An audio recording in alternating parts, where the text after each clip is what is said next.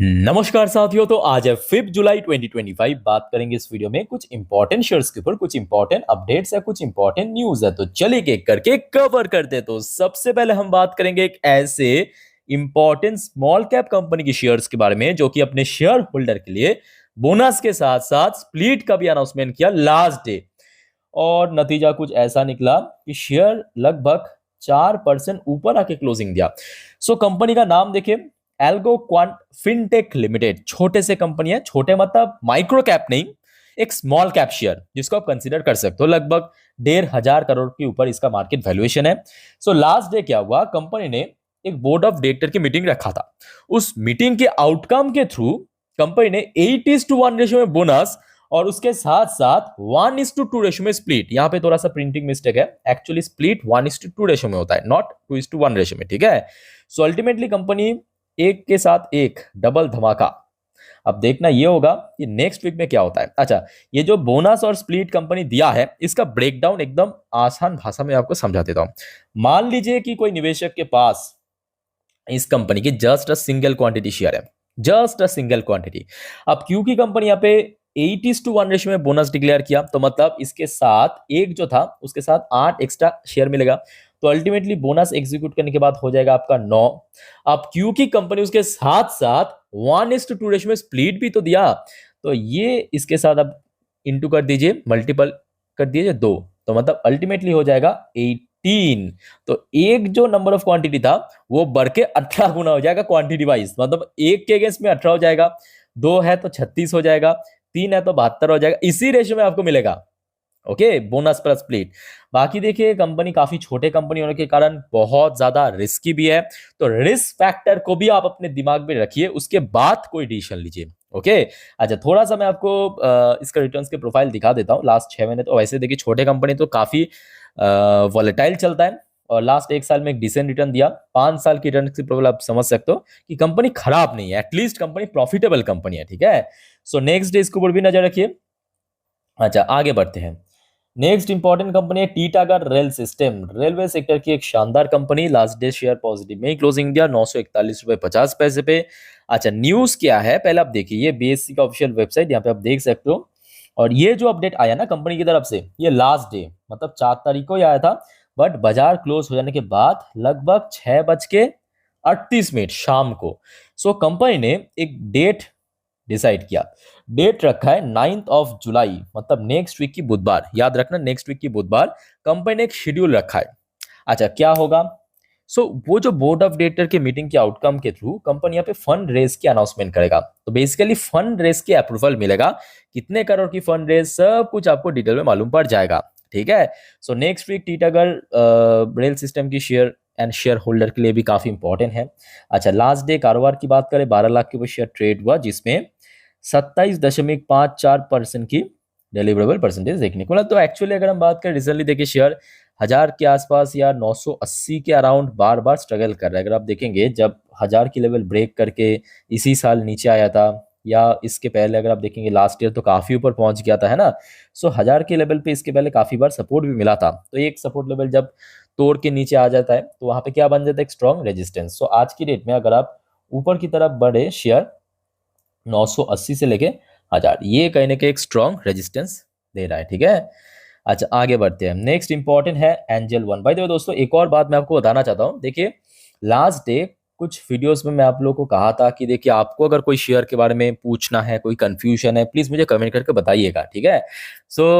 बहुत सारे जो हमारे व्यूअर्स हैं, कमेंट में पूछा था कि सर एंजल वन के बारे में, किसी ने पूछा था आपके डीमार्ट के बारे में, किसी ने पूछा था ट्रेंड के बारे में। डीमार्ट ट्रेंड ये तो ऑलरेडी कवर कर चुका हूँ, ठीक है। आपको मैं फिर से कहूंगा कि अगर आपको कोई कंफ्यूजन है, कोई शेयर के बारे में जानना है, पूछना है, मेरे से कमेंट करके प्लीज बता दीजिएगा, ठीक है। तो आप अगर नहीं बताएंगे तो मुझे कैसे मालूम पड़ेगा, है ना। ओके, तो एंजल वन के ऊपर जो आप लोगों का कंफ्यूजन है कि सर क्या हुआ, 6% शेयर क्रैश कर गया, क्या वो जो जेन स्ट्रीट वाला इंसिडेंट हुआ है, मैनिपुलेशन हुआ, उस वजह से थे कि उसका एक माइनर इंपैक्ट देखने को मिला लास्ट डे, मेजर इंपैक्ट नहीं। मेजर रीजन क्या है कि कंपनी की बिजनेस की अपडेट, मतलब देखिए जून 30, तो मतलब 30 ऑफ जून को महीना खत्म हुआ, साथ में क्वार्टर वन खत्म हुआ। सो एक एक करके कंपनी अपना क्वार्टर वन की जो बिजनेस की अपडेट है, सब कंपनी नहीं बट ज्यादातर कंपनी दे देता है, ठीक है, कि किस टाइप की व्यापार हुआ है, रेवेन्यू कितना हुआ, सेल्स कितना हुआ, या अलग अलग प्रकार की अलग अलग कंपनीज होता है, उस हिसाब से ही मिल जाता है, ठीक है। सो कंपनी की क्वार्टर वन की जो बिजनेस अपडेट आया ना, एक सेगमेंट पे, सब सेगमेंट तो मैं नहीं कहूंगा, मैंने ऑलरेडी देख चुका हूं, एक सेगमेंट बाजार को थोड़ा सा डिसअपॉइंट किया है, और सच में डिसअपॉइंटिंग है। पहले आप देखिए, ये जून 2025 की अपडेट है कंपनी, क्योंकि देखिए एक ब्रोकरेज फर्म है, ठीक है। सो कंपनी की जो क्लाइंट बेस है ना, क्लाइंट बेस वो अभी लगभग 32.47 मिलियन पे पहुंच चुका है, जो कि ईयर ऑन ईयर बेसिस पे, मतलब लास्ट ईयर के साथ अगर हम कंपेयर करें, 31.3% की ग्रोथ रखा, चलो बहुत बढ़िया। मंथ ऑन मंथ बेसिस पे, मतलब मई और जून के साथ अगर हम कैलकुलेट करें, तो लगभग 1.6% की जंप किया, तो अच्छी बात है। अच्छा, एक और चीज आप देखिए, ग्रॉस क्लाइंट एक्विजिशन, कितना क्लाइंट, नया क्लाइंट दोस्तों एक्वायर किया है कंपनी ने, शामिल किया अपने ब्रोकरेज में, ठीक है। सो वो अगर आप देखेंगे, उसका नंबर दोस्तों 0.55 मिलियन, जो कि सिक्वेंशियली, मतलब क्वार्टर ऑन क्वार्टर बेसिस पे तो चलो ठीक है, 9.3% बढ़ गया, ये जगह पे एक्चुअली पिट गया, कहां पे, ईयर ऑन ईयर बेसिस पे। यही दोस्तों मेनली बाजार को डिसअपॉइंट किया है, ईयर ऑन ईयर बेसिस पे 41.5% गिर गया, डाउन हो गया। अब मैं आप लोगों को कहूंगा, सर ये पूरे कंपनी भी जिम्मेदार नहीं है, इसके पीछे एक बहुत बड़ी जिम्मेदारी दोस्तों, जी हाँ, सेबी का भी है। क्यों है, तो थोड़ा सा मैं आपको पीछे चल के याद दिलाने की कोशिश करूंगा।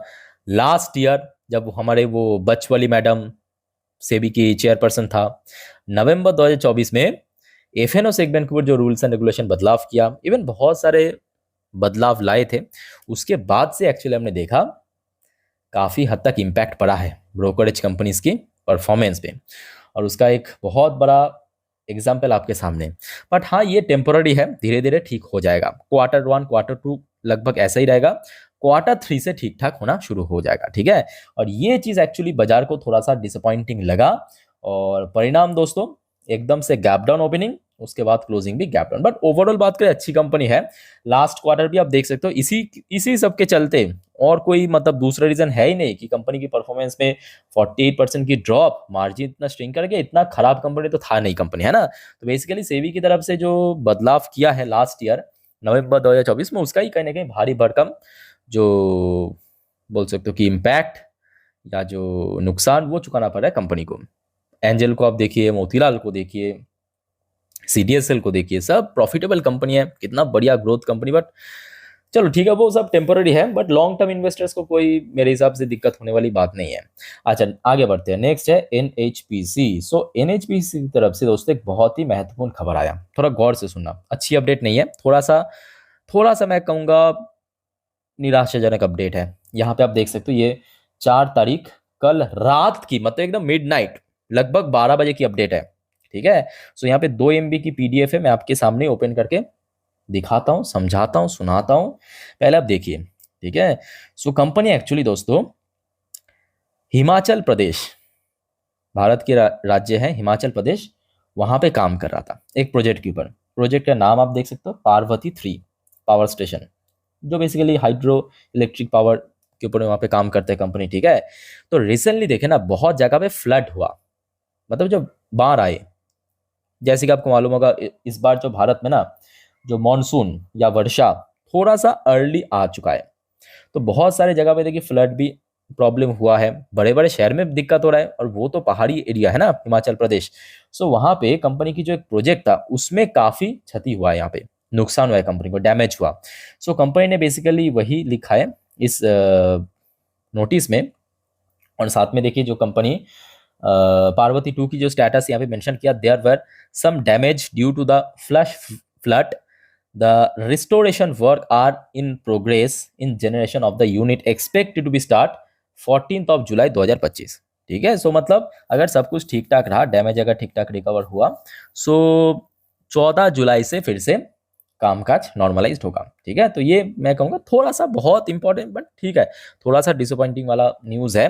बाकी ओवरऑल बात करें, कंपनी अच्छी कंपनी है, लास्ट क्वार्टर भी कंपनी के लिए बढ़िया था, अच्छा, लास्ट डे कारोबार की बात करें, लगभग 70 लाख से थोड़ा कम 69 लाख के आसपास शेयर ट्रेड हुआ, 31.9% की डिलीवरेबल परसेंटेज। अच्छा, शेयर्स के लिए जो लेवल आपको मैं इसके पहले भी बार बार कहा था कि वही सबसे इंपॉर्टेंट है, तो उसको ही आप नजर रखिए, 85 से लेकर 90, ये जो रेंज है इसको ब्रेक करके जब तक न ऊपर पहुंच पाए कोई उम्मीद नहीं है, ऑनेस्टली कह रहा हूं। ठीक है, बीच बीच में शेयर निकल भी रहा था 90 के ऊपर, बट रेजिस्टेंस मिल रहा था। बाकी अच्छी कंपनियां, कोई दिक्कत नहीं है, बट लॉन्ग टर्म के लिए जाइए। मैं बार बार कहता हूं कि देखिए, शॉर्ट टर्म में कुछ भी हो सकता है, लॉन्ग टर्म अगर आपका विजन है तो आराम से दोस्तों यहाँ पे चल जाएगा। अच्छा, आगे बढ़ते हैं, कुछ आईपीओ की अपडेट है। वैसे तो बहुत सारे आईपीओ आ चुका है। देखिए, एस्टन फार्मास्यूटिकल्स 8.13% की प्रीमियम। अच्छा, ग्लेन इंडस्ट्री एसएमई आईपीओ 25.77% की प्रीमियम। इसके अलावा travel food service IPO, Melon IPO है 5% की प्रीमियम।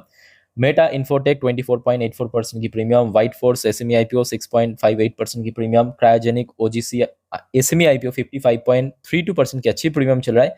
क्रिजैक आईपीओ 17.55% की प्रीमियम। पुष्पा झुक गया। चेडा टेक्सटाइल 7.14% की प्रीमियम।